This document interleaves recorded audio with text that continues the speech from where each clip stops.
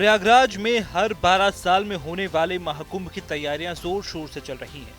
महाकुंभ का आगाज 13 जनवरी से हो जाएगा। इस महाकुंभ में लाखों नहीं बल्कि करोड़ों श्रद्धालु पहुंचते हैं और इसके लिए कानपुर रेलवे ने पूरी तैयारियां कर रखी हैं। कानपुर सेंट्रल रेलवे स्टेशन देश के उन चुनिंदा रेलवे स्टेशन में से है जिनको सेंट्रल का दर्जा प्राप्त है। सेंट्रल का दर्जा उसी स्टेशन को मिलता है जहां यात्रियों की संख्या बहुत ज्यादा होती है और सैकड़ों ट्रेनें रोज निकलती हैं। कुल मिलाकर जो स्टेशन सबसे ज्यादा व्यस्त रहता है कानपुर रेलवे स्टेशन के लिहाज से प्रयागराज मंडल में आता है और यहाँ श्रद्धालुओं के लिए विशेष व्यवस्था की गई है। पहली बार यहाँ से रेल रिंग की शुरुआत की गई है।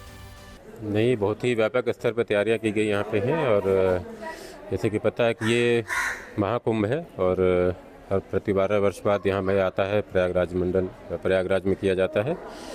श्रद्धालुओं के लिए जैसा कि यह पहली तो एक नया इनोवेशन किया गया रिंग रेल का, जैसा कि एक सुविधा शुरू की गई है। गोविंदपुरी से एक चलेगी जो कि प्रयागराज, मानिकपुर और चित्रकूट, बांदा होते हुए फिर पुनः आएगी यहाँ पे गोविंदपुरी में। इसके अलावा एक है जो कि झांसी से आएगी और वो गोविंदपुरी होते हुए फिर फतेहपुर, इलाहाबाद होते हुए वो उस एक सर्किल पूरा करेगी। तो ये रेगुलर करीब 10 तारीख से प्रारंभ हो जाएंगी रिंग रेल सेवा।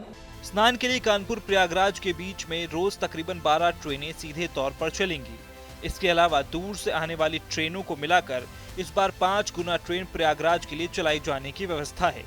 इसके अलावा रेल कर्मियों को ऐसी सेफ्टी जैकेट दी गई है जिसके पीछे QR कोड होगा और उसके स्कैन करके सभी जानकारी और टिकट की प्राप्ति की जा सकती है।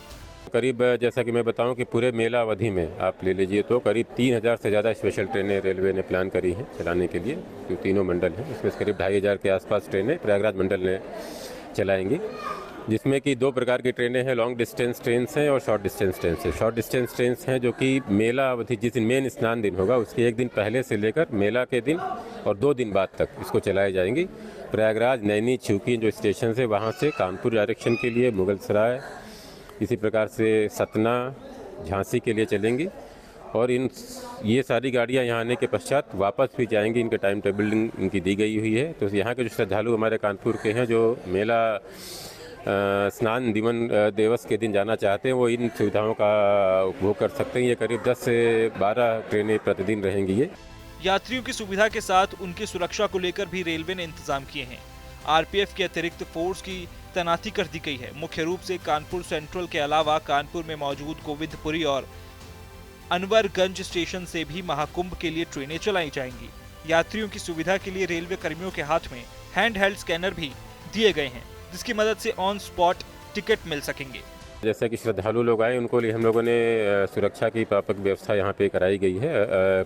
स्पेशल बटालियन GRP की और RPF की आ चुकी है और इसी प्रकार हम लोगों ने कमर्शियल स्टाफ की भी duty round the clock Govindpuri और कानपुर स्टेशन पे हम लोग स्नान दिवस के आसपास से शुरू करेंगे। जो बुकिंग काउंटर्स हैं इनको हम लोगों ने पर्याप्त मात्रा में खोलेंगे और एक बैकअप भी लेके रखेंगे। अगर आवश्यकता पड़ेगी तो हम लोग एक्स्ट्रा काउंटर्स भी खोलने के लिए तैयारी करेंगे अपनी। ये TVMs हैं, JTBS हैं और जो अन्य माध्यम हैं उसमें से यात्रियों को हम लोग टिकट देने की कोशिश करेंगे। और प्रयागराज जो एरिया हमारा है, प्रयागराज स्टेशन और इसके साथ वहाँ जो बाड़े बने हुए हैं और संगम एरिया जो है, संगम में जहाँ पे रेलवे काउंटर है वहाँ पे जो टिकट चेकिंग के स्टाफ हमारे और बाकी अन्य बाड़े के स्टाफ होंगे उनको एक स्पेशल जैकेट जो उसमें जो सेफ्टी जैकेट टाइप का होता है उसको दिया जाएगा और उसके पीछे उनका एक QR कोड बना हुआ है।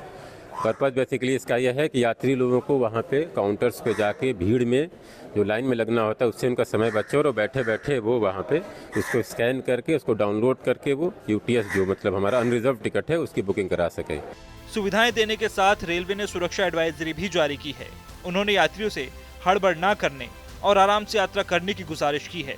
अलग अलग रूट के लिए प्रयागराज में अलग अलग रंग के प्लेटफॉर्म चिन्हित किए गए हैं। कुल मिलाकर रेलवे तैयार है महाकुंभ के आगाज के लिए।